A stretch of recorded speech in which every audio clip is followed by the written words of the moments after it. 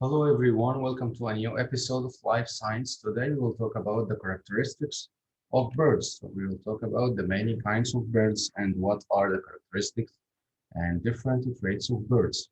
Birds can share many characteristics with reptiles. Like reptiles, birds are vertebrates. Yes, for sure, birds' feet, legs are covered by thick scales like those that cover reptiles' bodies. Also, birds lay eggs that have amniotic sac and a shell, just as the reptile eggs do. Birds also develop many unique characteristics, like what? For example, birds' eggs have harder shells than reptiles' eggs do. Also, birds have feathers and wings. Yes, for sure. Birds also have a horny beak instead of the jaws with teeth. Also, birds can use heat from the activity in their cells to maintain a constant body temperature. So in this case, birds are endotherms, not ectotherms, because they can control their body temperature. Then what about the feathers? One familiar characteristic of birds is their feathers. As you can see, there are many different shapes and sizes of feathers. Feathers help birds stay dry and warm, attract mates, and fly. Birds take good care of their feathers. During preening, this is the act that birds use their beaks to spread oil on their feathers. So preening is when the birds use their beaks to spread oil on their feathers. The oil is made by a special gland near the bird's tail. What is the function of this oil? The oil helps waterproof the feathers and keep them clean. The oil helps waterproof the feathers and keep them clean. When the feathers wear out, birds replace them by molting. So what is molting? Molting is the process of shedding the old feathers and growing new ones. Most birds shed their feathers at least once a year. They get rid of the wear out feathers and grow new one at least once a year. So what is preening and molting? Preening is the act of grooming and maintaining the feathers, like this one. Preening in birds, the act of grooming and maintaining these feathers. And what is molting? Molting is the shedding of an exoskeleton, whether the exoskeleton is made of skin, feathers, or hairs, to be replaced by new parts. As you see these ducks, this is the worn out feathers that they shed in order to grow the new ones. Then let's move to the kinds of feathers. Birds have two main kinds of feathers, which are down feathers and contour feathers. Down feathers are the fluffy feathers that lie next to the bird's body. Down feathers help the bird stay warm. When a bird fluffs its down feathers, the air is trapped and close to the body. Trapping the air keeps the body heat near the body. Okay, then we have the contour feather. Contour feathers are stiff feathers that covers birds' body and wings. Their colors and shapes help some birds to attract mates. Contour feathers have a stiff central shaft, so the central part is named shaft. With many side branches, they are called barbs. The barbs link together to form a smooth surface. This streamlined surface helps the birds to fly, and this is the difference between the down feathers, these are the soft small ones, and the contour feathers, these are the stronger and the harder ones. And as you can see, this is the central shaft, and the barbs are in between, and there are smaller ones in between. They are called barbules. So again, what is the difference between down feathers and contour feathers? Down feathers are a soft feather. Down feather, a soft feather that covers the body of young birds and provide insulation to adult birds, while contour feathers are one of the most external feathers that covers a bird's and that helps it determine its shape.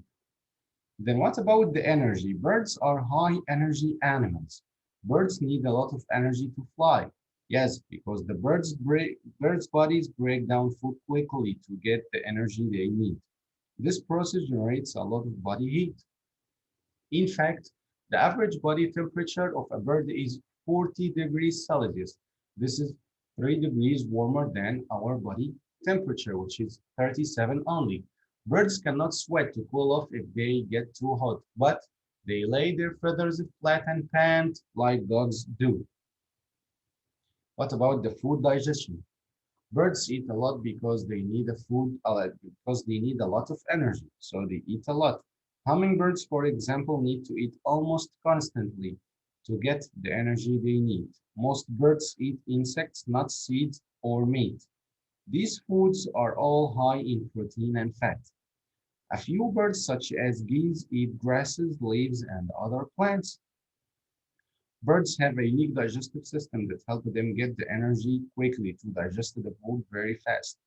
Modern birds does not have teeth, so they cannot chew. Instead, the food goes from the mouth into a crop. The crop stores food until it moves to the gizzard. Many gizzards, this is another structure inside in the digestive system of birds. Many gizzards have small stones. These stones grind up the food so that it can be easily digested in the intestine. The grinding action is similar to what happens when you chew your food.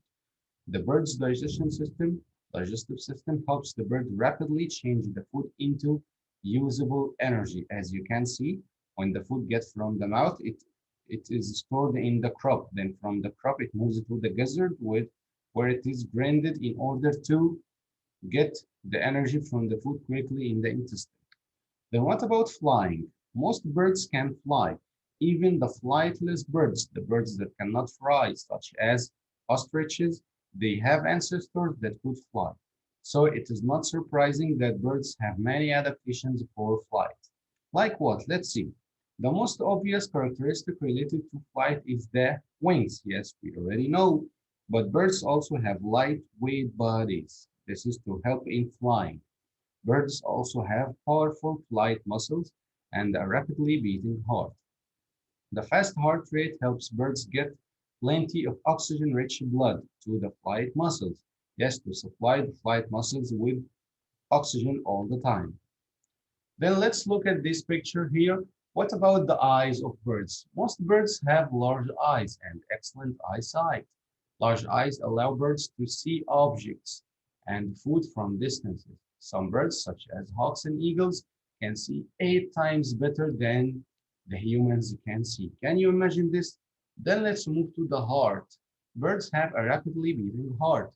The heart pumps a fast, steady stream of oxygen-rich blood to the flight muscles. In small birds, the heart beats almost 1,000 times a minute, which is many more than our heart, which beats about 70 times per minute.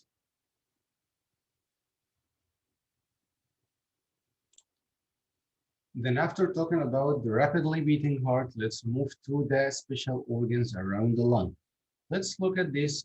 Birds have special organs that are called the air sacs attached to their lungs. As you can see, these light parts, these are called air sacs. They are linked to or attached to the lungs of birds. The air sacs store air because of the stored air. A bird's lungs have a continuous supply of air, whether the bird is inhaling or exhaling. Can you imagine this?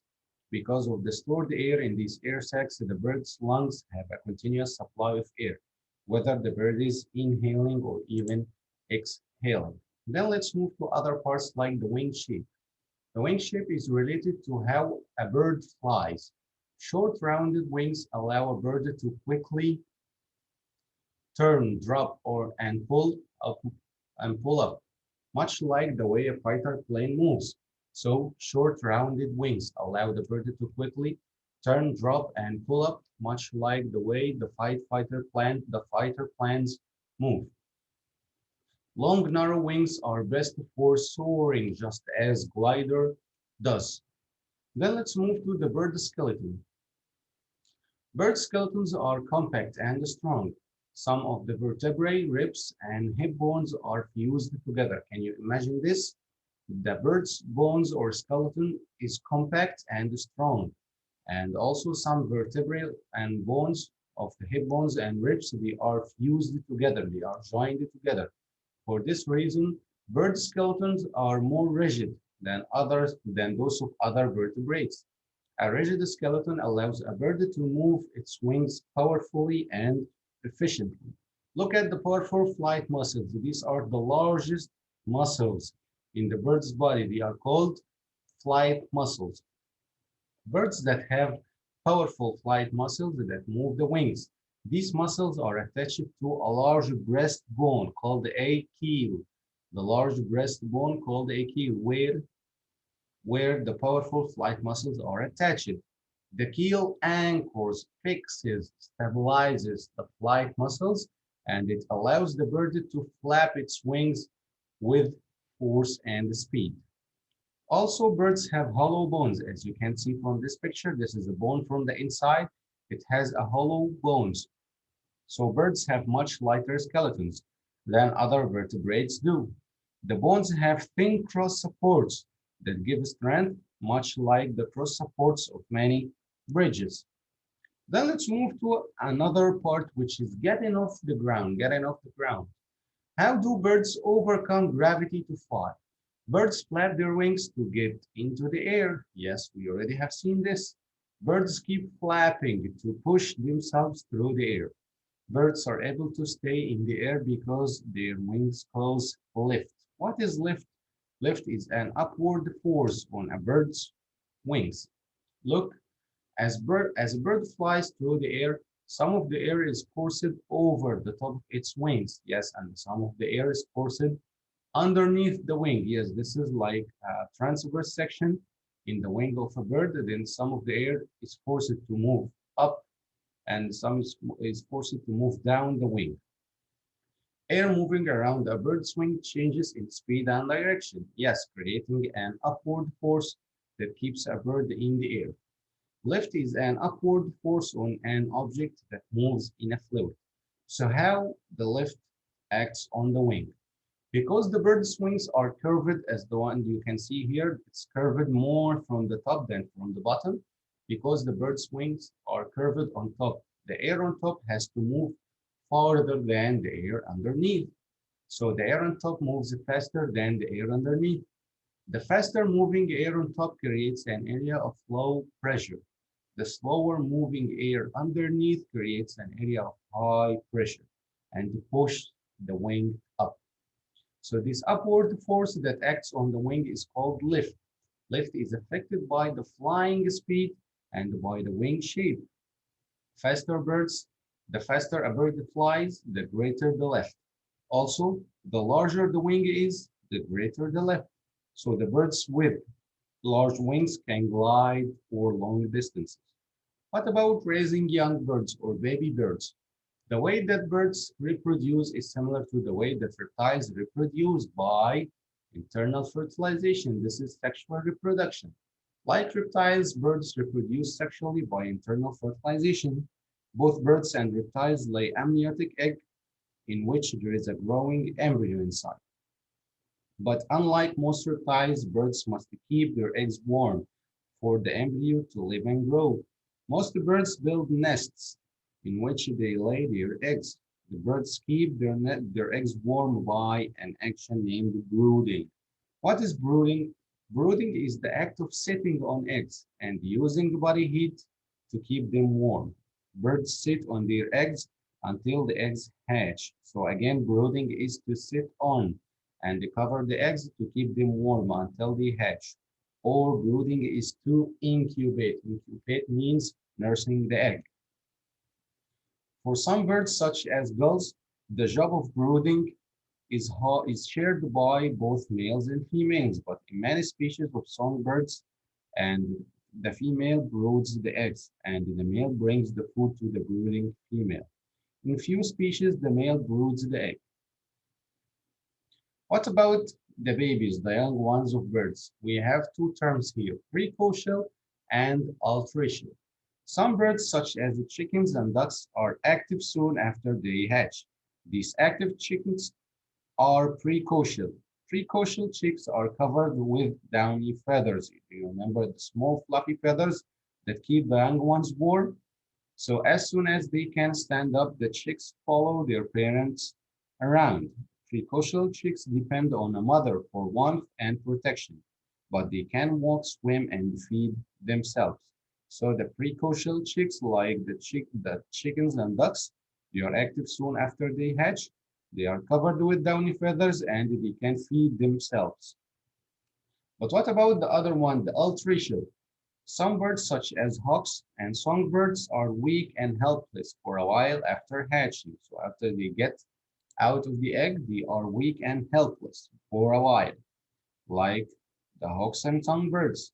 These weak chicks are called altricial. When altricial chicks hatch, they have no feathers and their eyes are closed, so they cannot walk or fly. Their parents must keep them warm and feed them for several weeks. I hope you have understood this episode. See you in the next one. Thank you guys and goodbye.